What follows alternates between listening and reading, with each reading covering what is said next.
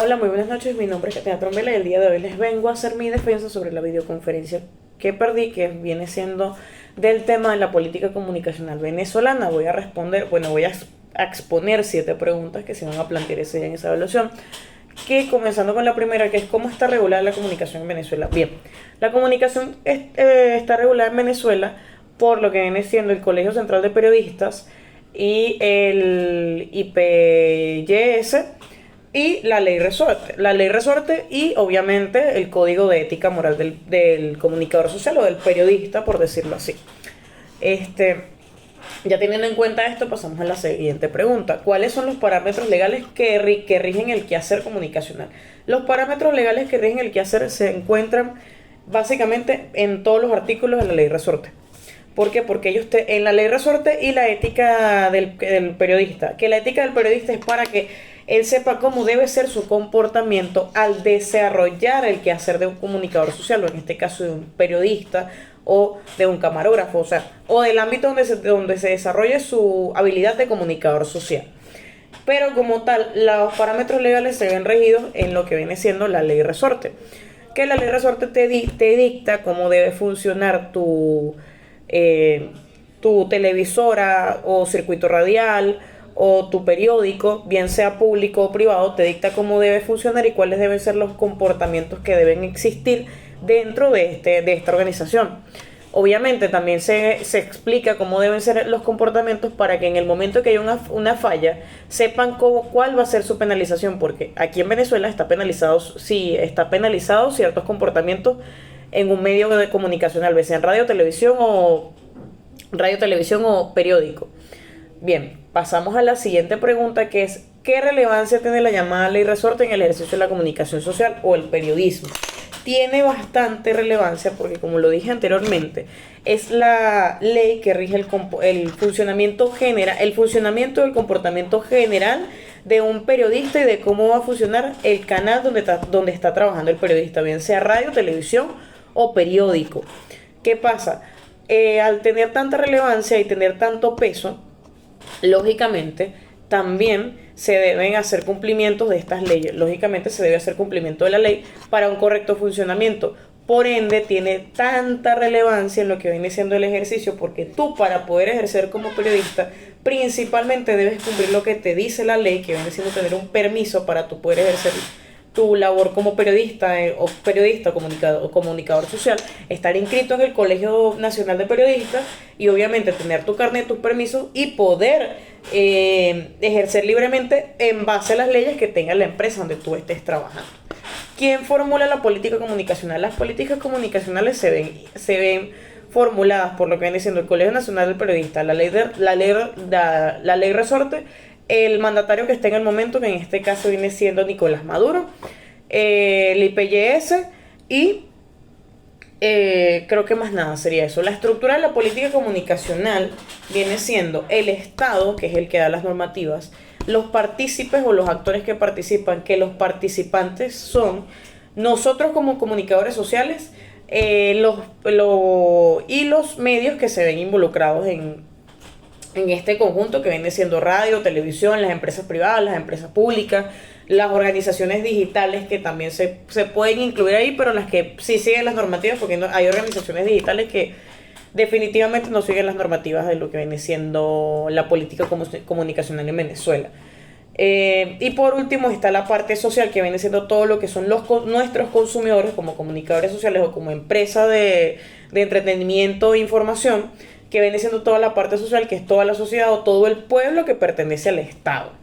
Los actores que participan ya los mencioné, que vienen siendo los comunicadores sociales y las empresas encargadas de hacer su función de entretenimiento e información.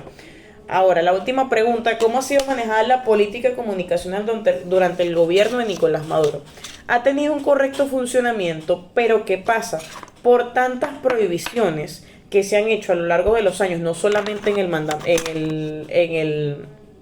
tiempo,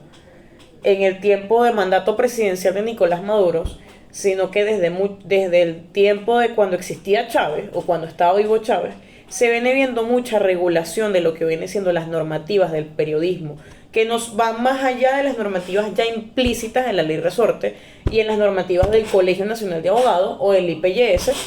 Entonces, es donde vemos que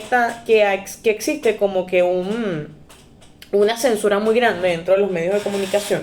donde no solamente no es que nos puedan tapar ciertas cosas que están pasando en Venezuela, sino que también nos tapan información de otros medios, porque por ejemplo, me recuerdo que creo que fue hace como 2, 3 años más o menos, cuando prohibieron los canales de noticias internacionales en DirecTV, en compañías de cable como Intercable, que quitaron quitaron Noticias Caracol, que eliminaron el CN en español, eliminaron la BBS, eliminaron varios canales de noticias internacionales por el hecho de que la información que ellos estaban intentando censurar, que no se viera aquí en Venezuela, estaba llegando a oídos de la misma sociedad por medio de esos canales. Entonces son cosas como que ha hecho un buen mandato en cuanto a crear radios, a implementar más trabajo laboral para uno y comunicador, más cosas, pero se ha visto mucha censura y se ha perdido como que la intención de muchos periodistas o de mucha gente que pertenece al gremio de comunicador social de trabajar como tal en Venezuela por el mismo hecho de que se sienten censurados y oprimidos, que es lo que vemos cuando vamos a los medios y a los medios de comunicación digitales, como por ejemplo Carauta Digital, mi Tocuyo, no me acuerdo cómo se llama, y La Patilla, que La Patilla le bloquearon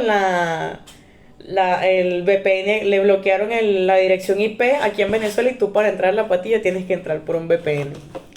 Por lo mismo, porque las noticias que se ven ahí son noticias que realmente no están llegando a Venezuela, pero también entramos en el aspecto de que es una prensa netamente amarillista. Entonces mucha de la información que ellos muestran a veces no es real, sino que es algo alarmante y algo que a la sociedad le causa como que demasiado ruido, porque no sabemos si en realidad es algo que sí está pasando, algo que sí existe, o si solamente es que se están guiando por un rumor. Pero como tal, el manejo de la política comunicacional de estos años ha tenido un cambio muy drástico, por lo que acabo de mencionar anteriormente, que se presenta demasiada censura y demasiada presión hacia uno el comunicador social, inclusive hasta las mismas personas que se encargan de hacer llegar la información, que vienen siendo las televisoras y los radios, inclusive los periódicos, que aunque ya no existen físicamente, siguen manteniéndose vigentes de forma digital, y de forma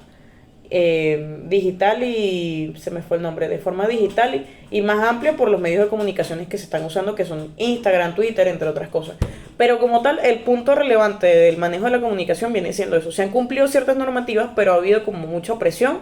y mucha censura por parte del gobierno. Entonces, por ende, es que empezamos a ver lo que vienen siendo estos canales de información sumamente amarillistas, y empezamos a ver a la gente con la necesidad de buscar información real y guiándose por cadenas de WhatsApp, guiándose por información falsa en Facebook, o por información de canales de información que no sabemos en realidad si se rigen como debería regirse un canal de información natural, que tiene que pasar por un filtro de la información. Pero como tal ha sido eso. Eso es todo. Sí, eso es todo. Muchas gracias.